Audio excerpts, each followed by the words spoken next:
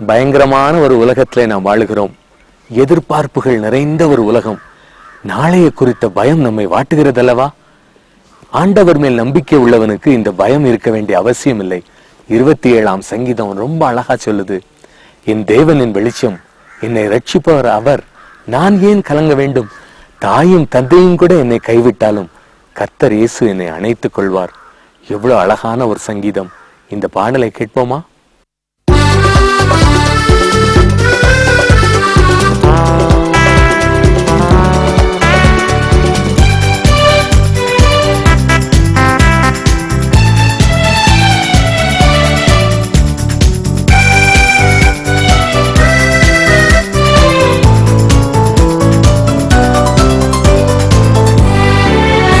என் தேவனின் வெளிச்சம், என்னை ரட்சிப்பவரும் அவரே, என் ஜீவனின் பலனானவர், நான் யாருக்கும் அஞ்ச மாட்டேன். என் தேவனின் வெளிச்சம், என்னை ரட்சிப்பவரும் அவரே, என் ஜீவனின் பலனானவர், நான் யாருக்கும் அஞ்ச மாட்டேன்.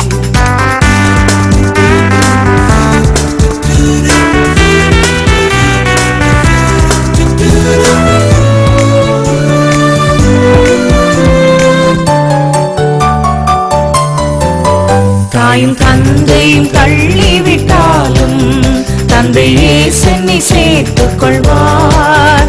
தாயும் தந்தையும் தள்ளிவிட்டாலும் தந்தையே சென்னை சேர்த்துக் கொள்வார்.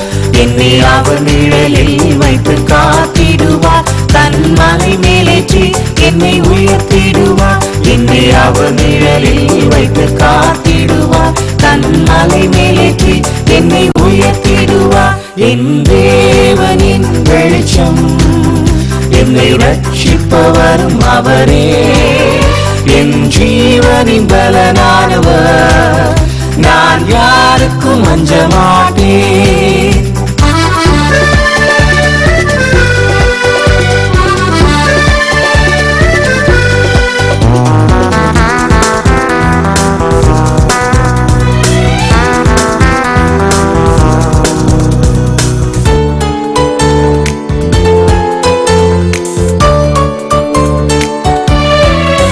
தீமை செய்கின்றவர்கள் எனக்கு தீமை செய்ய விரும்புகையில், தீமை செய்கின்றவர்கள் எனக்கு தீமை செய்ய விரும்புகையில், என் தேவன் அருகில் வந்து என்னை காத்து நின்றார்.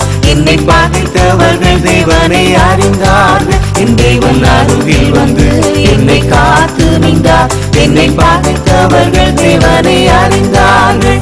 என் தேவனின் வெளிச்சம், என்னை ரட்சிப்பவரும் அவரே, என் ஜீவனின் பலனானவர், நான் யாருக்கும் அஞ்ச மாட்டேன்.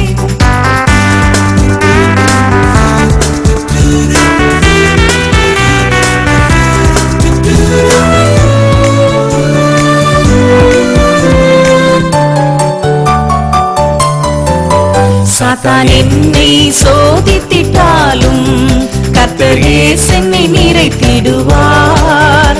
சாத்தான் என்னை சோதித்திட்டாலும் கர்த்தர் இயேசு என்னை நிறைத்திடுவார்.